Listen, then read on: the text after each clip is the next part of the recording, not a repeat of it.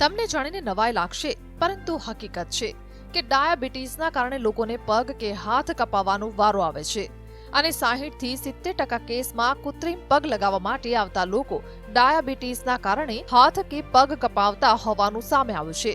જ્યાં ડાયાબિટીસના દર્દીઓને હાથમાં કે પગમાં વાગે અને તે ધ્યાન ન રાખે તો તેમના શરીરમાં ગેંગ્રીન ફેલાય છે અને આખરે તેમને હાથ કે પગ કપાવવાની નોબત આવે છે।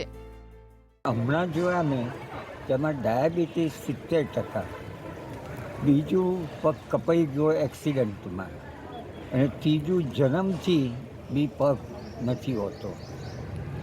આનું કારણ એક ડાયાબિટીસ છે। અમદાવાદમાં શિવાનંદ આશ્રમ ખાતે જયપુર ફૂટ એટલે કે કૃત્રિમ અંગ લગાવવાના ત્રિદિવસીય કેમ્પનું આયોજન કરવામાં આવ્યું છે। આ કેમ્પમાં ગુજરાતના વિવિધ શહેરો અને ગામડાઓમાંથી આવેલા 130 થી વધુ લોકોને નિઃશુલ્ક કૃત્રિમ પગ લગાવી આપવામાં આવશે। અમદાવાદના કાર્ડિયોલોજિસ્ટ તરીકે કાર્ય કરતા ડોક્ટર નીતિન શાહ દ્વારા વિકલાંગોને પગભાર કરવાનો નિર્ણય કરવામાં આવ્યો હતો અને આ કેમ્પમાં આવેલા લાભાર્થીઓમાંથી 100 લોકોને કૃત્રિમ પગ લગાવવા માટે દાન આપવામાં આવ્યું। ગયા વર્ષે 300 પગ નાખ્યા હતા અને જરૂરતમંદોને ટ્રાયસિકલ અને ઓલ્સો વ્હીલચેર પણ અમે આપીએ છીએ, ક્રચીસ આપીએ છીએ અને કેલિપર્સ પણ ત્યાં છે। કોઈ પણ માણસ ખાલી હાથે પાછો ન જવો જોઈએ અહીંથી, અને એવી એક આ મિશન છે।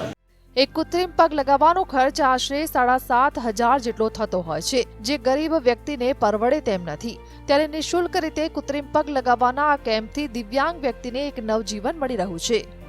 ઝલક અધ્યારો, GSTV, અમદાવાદ।